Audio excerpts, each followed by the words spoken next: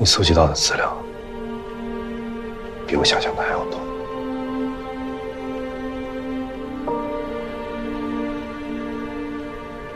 我不能让他死得不明不白的。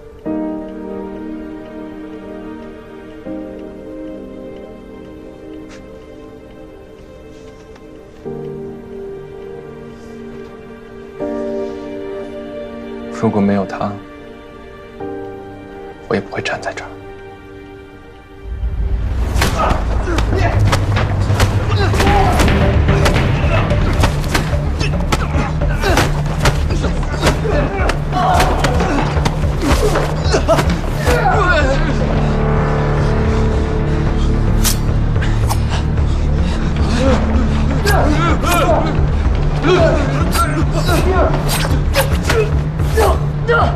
你干什么？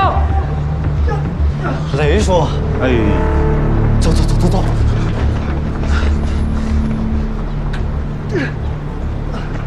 你要干什么？你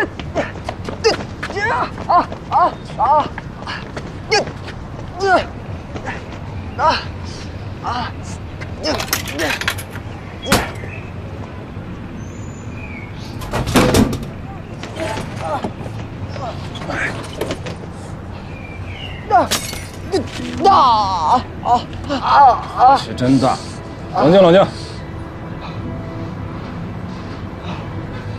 哎，仔细核对资料啊，时间紧，任务重，绝不能出错。有任何问题随时碰头，啊。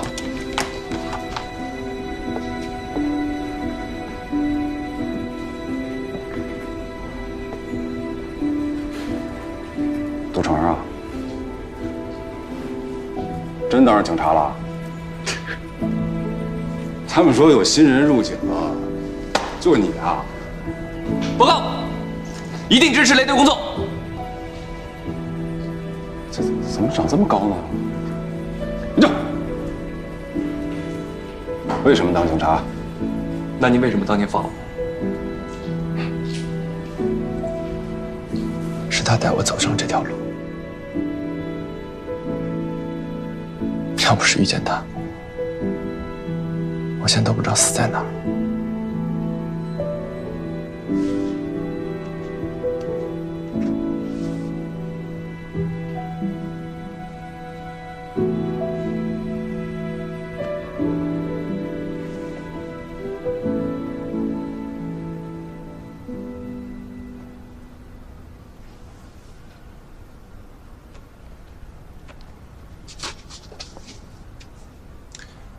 这是他办的最后一个案子。当年雷队因为破了这个案子而受到表彰，有记者想采访他。虽然在最后播出的影片里打了马赛克，但他童年的照片还是被那帮混蛋发现了。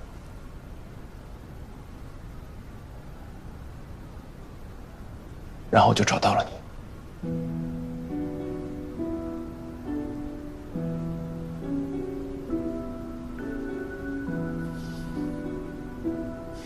那天晚上我本来约他吃饭，我刚刚抓了一个流窜多年的惯犯，说想找他一起请功。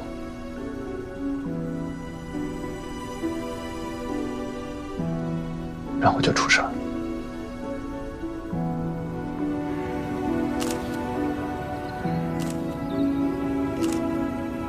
要是我那天没约他，该有多好。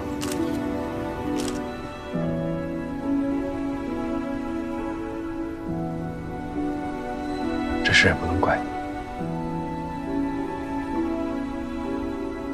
我知道，但我不知道该怪谁。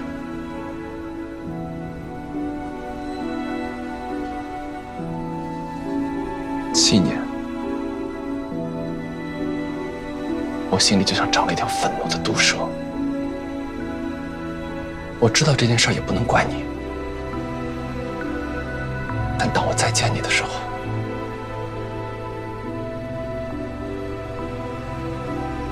就想把你当成我的宣泄口，处处针对你。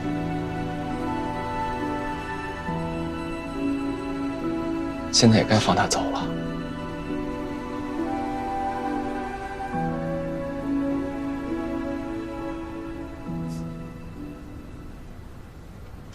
都成，我想请你帮个忙。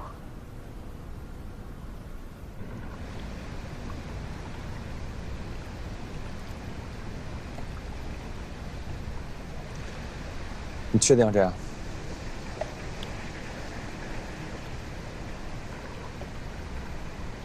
我必须找到濒死的临界点。那天我被曹东推下海，就在我快要窒息的时候，我几乎看到了那张脸，但还没来得及看清，就消失了。所以你才想用这种方式。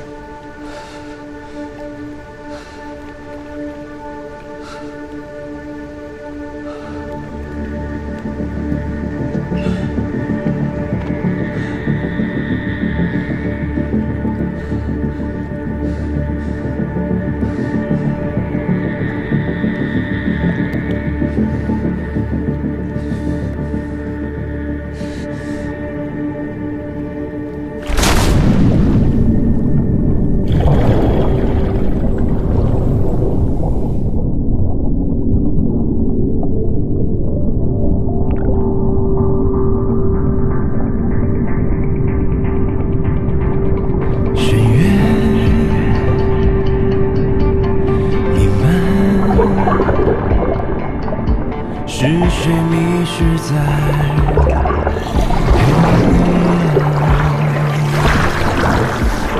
遗憾或背叛？难道就此尘封了答案？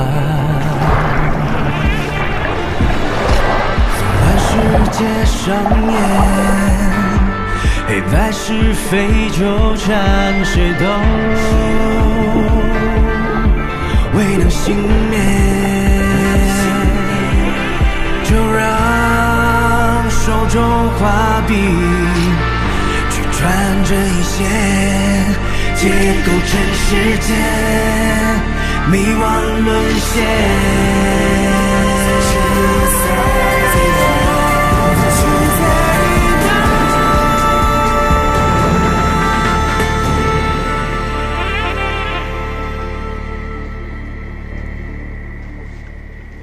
别感冒了。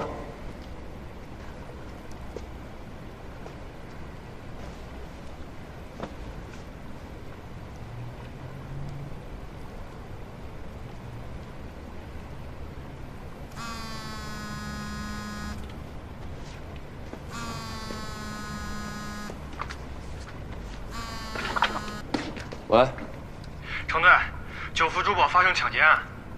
行，我马上到。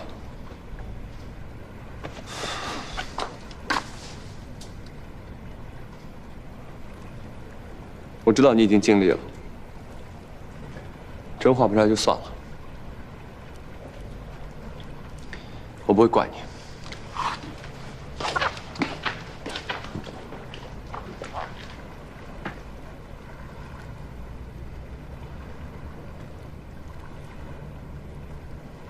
教练，往这儿拍一下。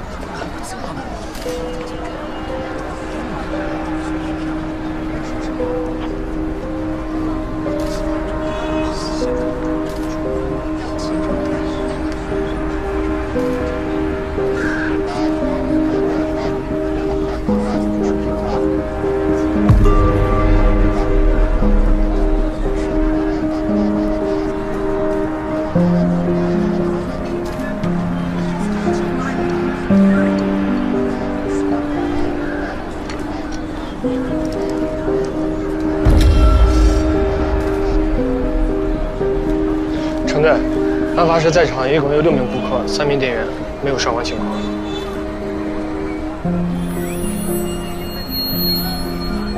看来这滴血只可能是劫匪的了。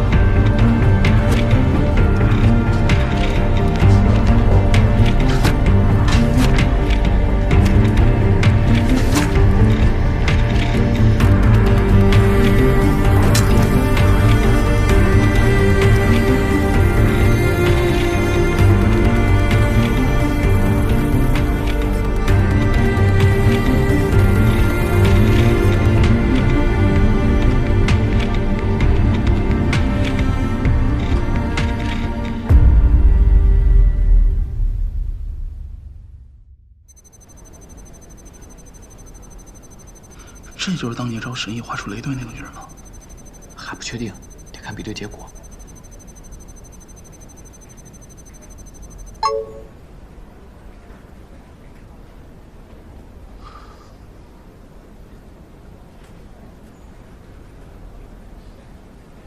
再比对一遍。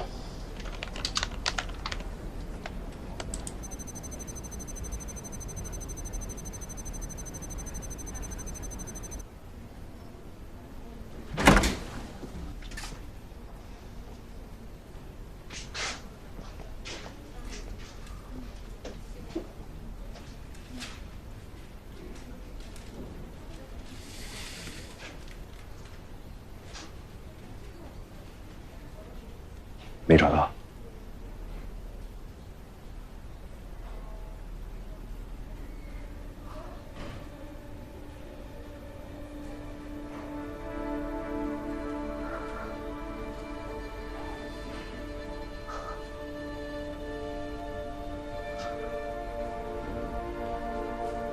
真的是我画错了。不，我相信你，并不是所有人都在对比库里。我已经安排人扩大搜索了。当刑警这么多年，我经常遇到无名尸体，有的即使脸部非常完整，还是查不到任何信息。最起码你的画儿给了我们一个方向。不够，远远不够。画像和真相之间的距离，就像一枚真实的硬币和水中硬币的区别。在没把它从水中捞出来之前，我们看到的永远都是它折射出来的幻影。到达真相需要时间，我已经等了7年了，有耐心。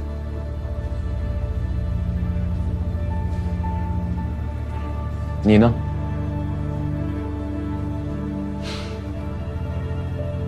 解谜也是一种乐趣。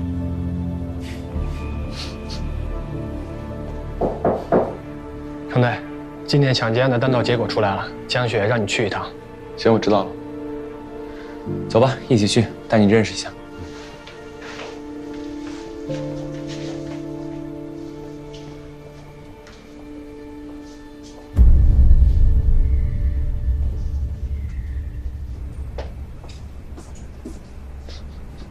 弹道检测结果怎么样？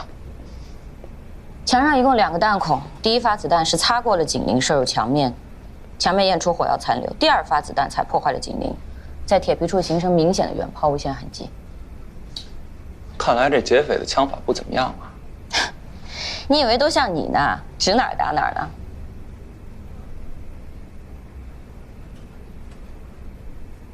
啊，这是我们新来的画像师沈毅。你好。这位是我们北疆首屈一指的弹道专家江雪，跟你一样都是神人。哼，这话听着像是在夸我，但是我怎么觉得你是在炫耀他呢？枪的型号呢？格洛克170型，产自奥地利，按下27发子弹。也就是说，如果弹夹是满的话，那个劫匪还有15次射击的机会。不。如果没有续弹，还剩下14次。你看一下这个，7年前华畅珠宝抢劫案，劫匪持枪，1人重伤，这个案子到现在都没有破。当时现场提取的弹头和这次劫案提取的弹头膛线划痕比对，是同一把枪击发的。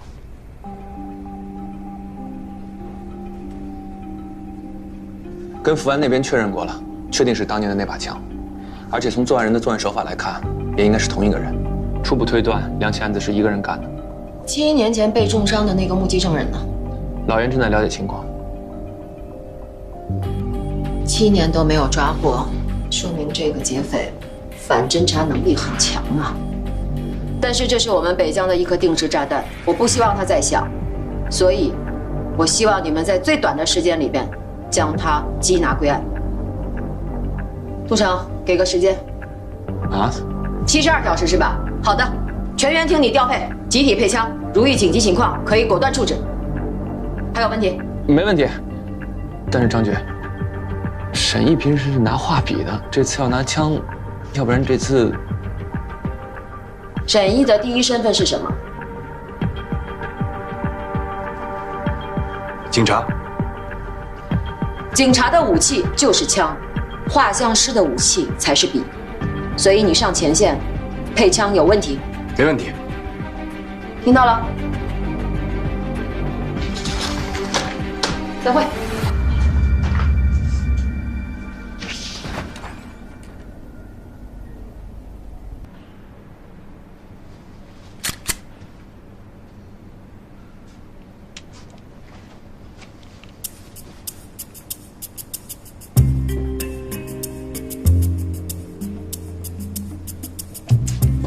就你这拿枪姿势，手指头不要了。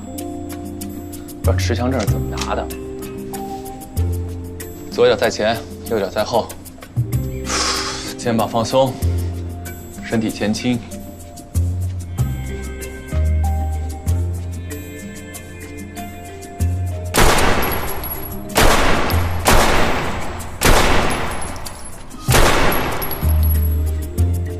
嚯，挺准的。目标清晰了，集中力也就提高了。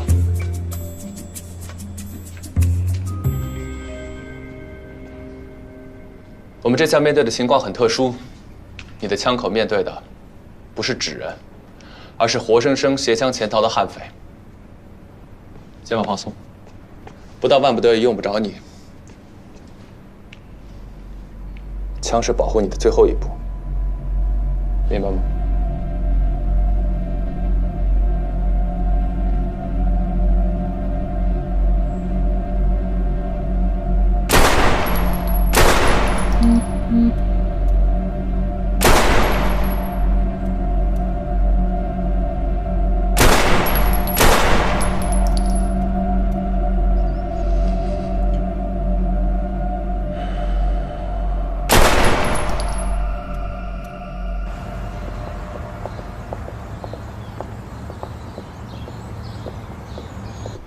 对，我们上次接到您的报警电话，您说一个喝醉酒男子躺在门口，只是后续一些情况的话，我们还需要和您报备一下。好的，好的，没问题。我丈夫找不到人了，我也不知道该怎么办，我想要报失踪。你有您丈夫的生活物品和照片吗？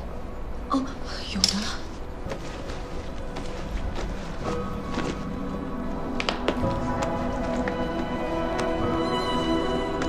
您看这个可以吗？可以的。根据现场目击证人提供的信息，劫匪在抢完金店之后，就往东边的商业街去了。他穿过这条商业街，过了这个红绿灯之后，一直走到第3个巷子拐了进去。到最里面的餐厅就没了任何的踪迹，附近的监控录像也没有录到他。那个餐厅为什么没监控？餐厅是刚刚盘下来的，正在装修，还没有来得及安装。劫匪很可能早就规划好了行动路线。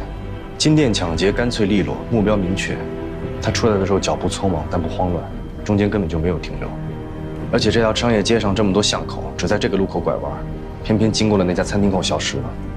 这只能说明他早就知道这条街上有一处监控盲区。你说的这些，你觉得我们想不到吗？你想得到你不说？行了，加派1倍的人手，扩大调查范围，把调查时间调整到1周前。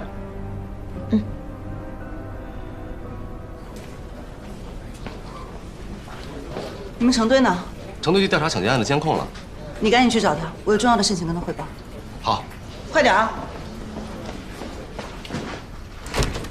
怎么了？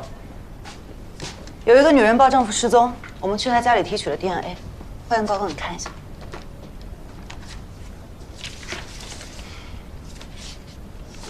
和劫案现场提取的血迹是同一个人。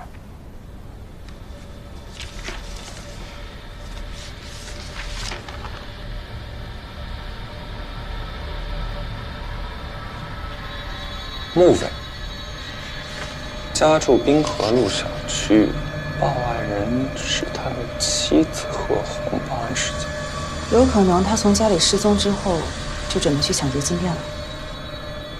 持枪抢劫不可能是激情犯罪，应该是早有预谋。带几个技术员到他们家去看看。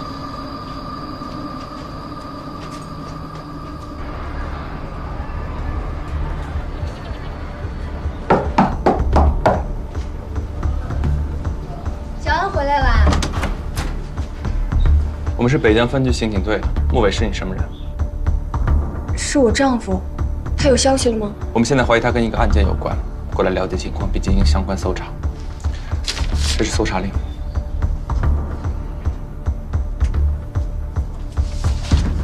分开查。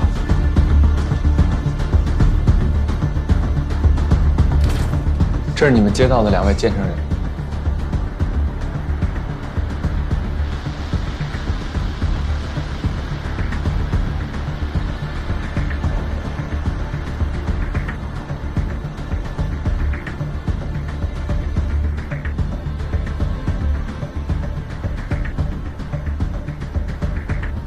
你女儿叫小安，是，多大了6岁。哦，小安还不知道他爸爸失踪的事情。穆伟走的时候，小安在吗？没在。你放心吧，我们搜查的时候会顾及孩子的感受。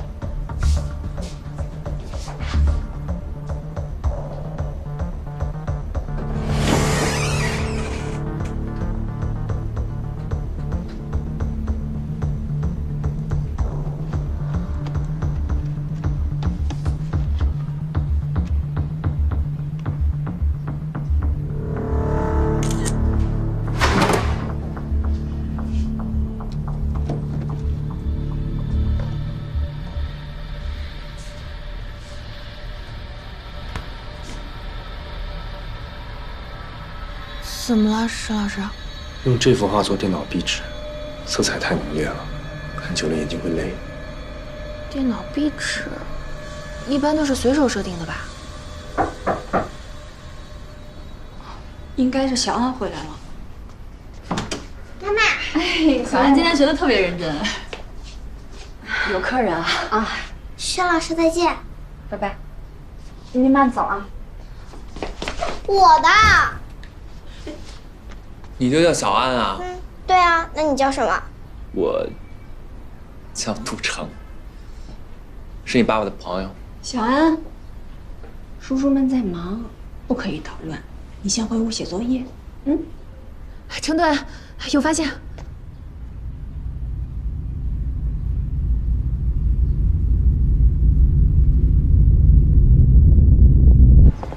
我在穆伟的电脑上找到了这条购票记录，他用李志强这个人的身份证买了一张北疆通往南京的车票，购票时间是7月22号傍晚7点23分。蒋峰，你去查一下这个李志强，看他跟穆伟到底有什么关系。哦。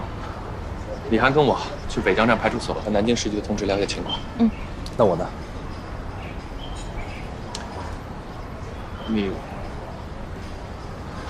你回局里待命。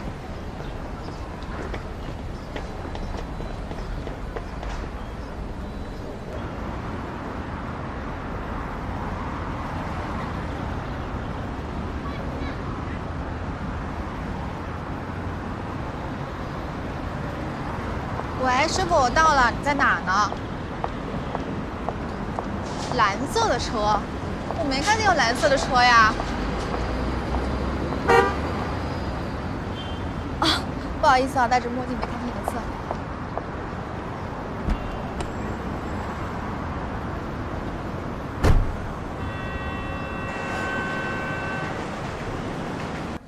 这个人我没有什么特别的印象。当天是我值班，但是其实乘客都是直接刷身份证进站的。我们的工作也就是在旁边做做指引，或者是处理一些故障情况。刚才我们也和南京站那边核查了一下，那边没有李志强，也没有穆伟的出站记录。这趟车中间要经停5站，他们可能是中途就下车了。能不能麻烦你带我们调阅一下进场监控？啊，好的，请跟我来。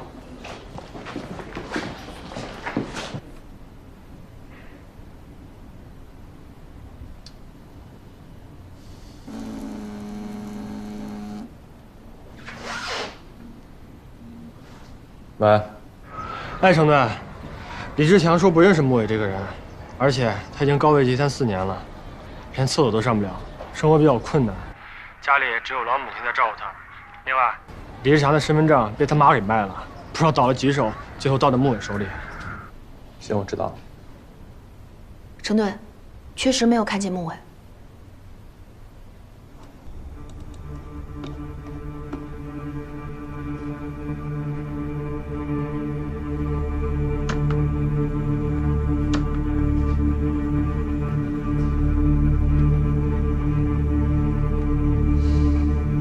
我没有看见有蓝色的车呀！啊，不好意思啊，戴着墨镜没看清颜色。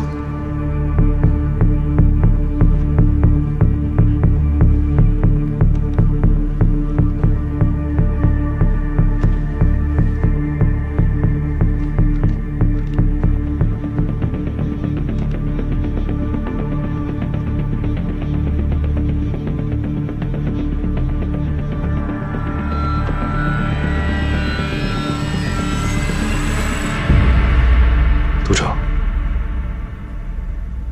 我们可能找错人了。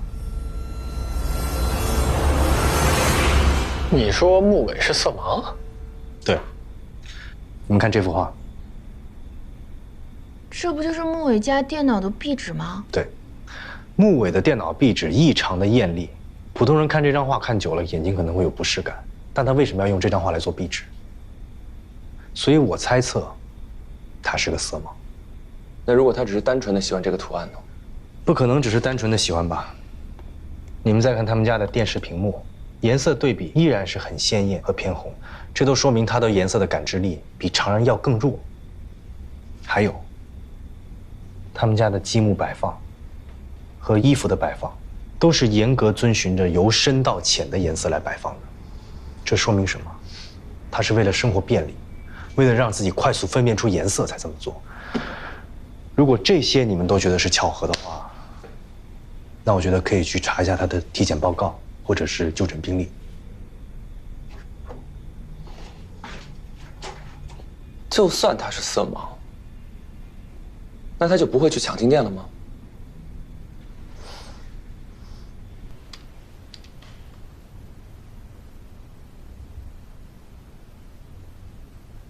停，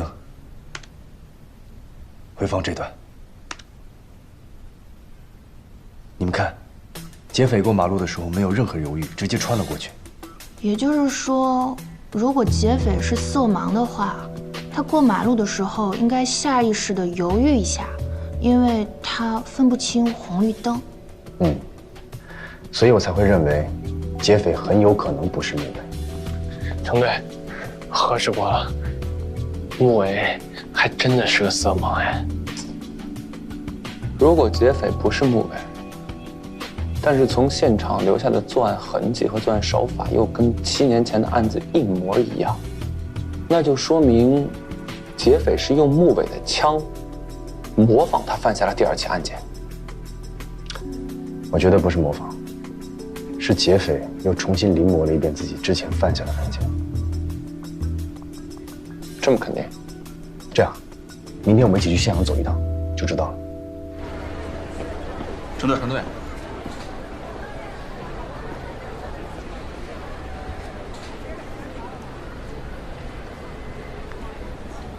这跟7年前的那个金店抢劫案是一样的。从行动轨迹和现场痕迹上来看，高度一致，只不过就多了那一滴血。所以我才说，这个现场是同一个抢劫犯做出的一个复刻版。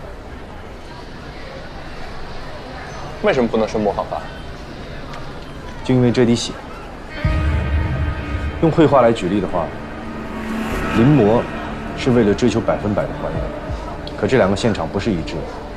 这个现场多出了一滴血，这对一个赝品来说就是致命的瑕疵。那可要是模仿自己犯案，那更不应该露这么大的破绽。所以这个破绽是他故意留下的，这就是他再次作案的目的。达芬奇画过一幅画，叫《岩间圣母》，这幅画他画了2次，区别就在于另外一幅的圣母头上有一个光环。达芬奇其实不用画2幅一模一样的画，只是客户提出了一个特殊的要求，他就多画了1幅。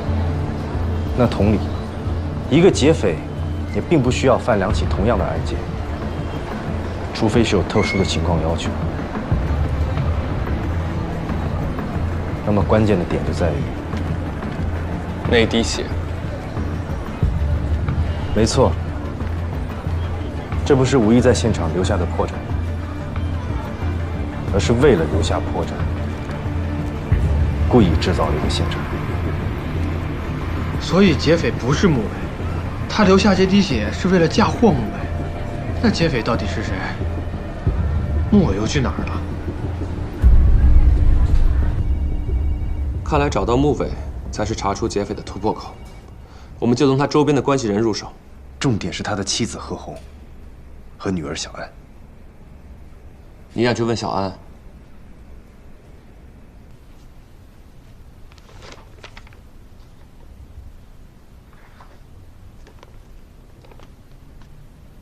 来，喝杯水吧。谢谢。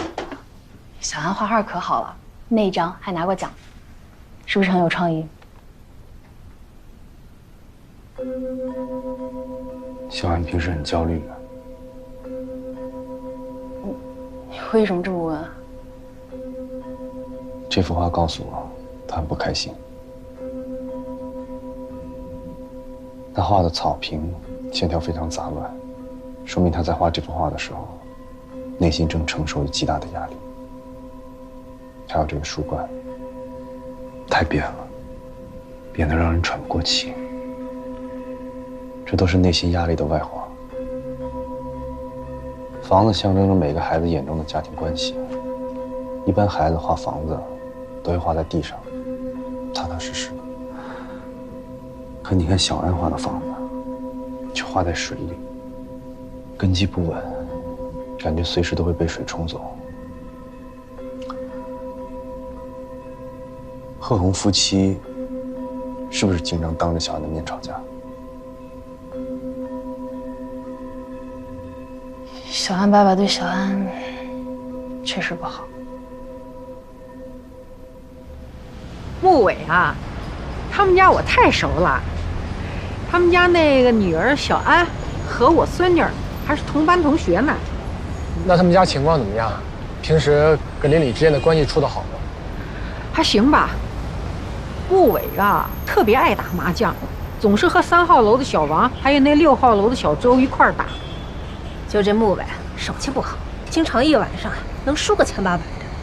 那他们夫妻关系好吗？我去接孩子的时候啊，总是碰到贺红一人接孩子，那穆伟他根本就不管。是，有一次他喝多了，还说呀小安不是自己的孩子。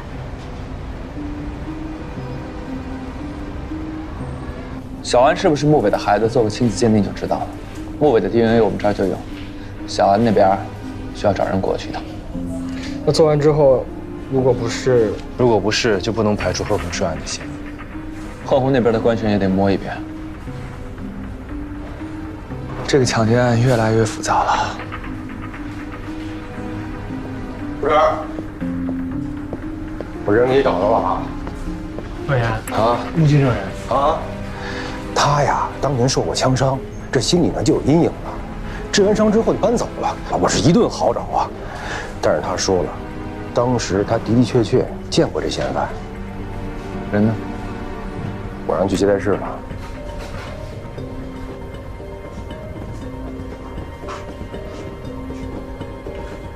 你好。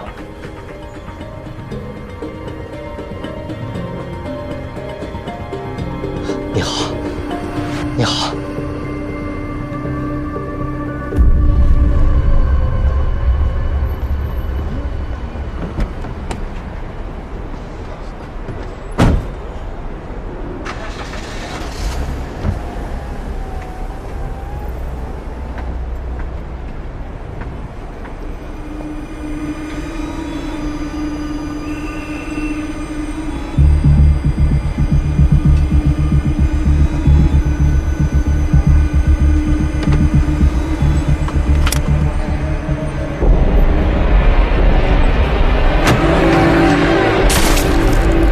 车子弹呀，从我的腮部贯穿，幸好啊没打到要害，还给我留了一命。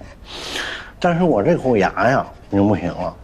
以前呀，都能起杯酒瓶盖，现在呀，吃个沙琪玛都费劲。如果让你再看到那个人，你能认出来吗？能啊，一定能。我永远记得他那张眼睛。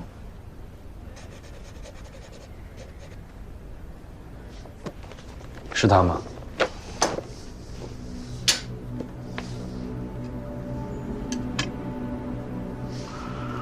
是他，就是他。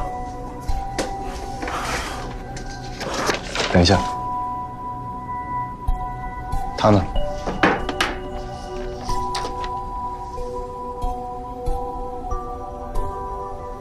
也有点像。这个呢？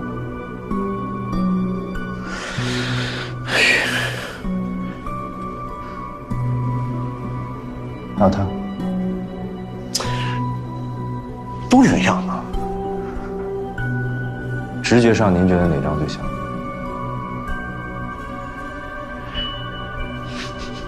要是这么说的话，都不太像。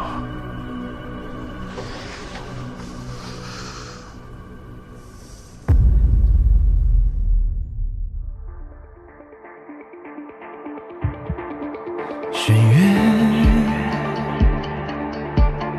弥漫，是谁迷失在黑暗？遗憾或背叛，难道就此尘封了答案？世界上演，黑白是非纠缠，谁都未能幸免。就让手中画笔去穿针引线，解构尘世间迷惘沦陷。笔尖虽无言，却揭开人心虚情假面，寻灵魂真相，说善恶之源。就算乌云漫天，仍要失望彼岸真相。才是终点，画圈。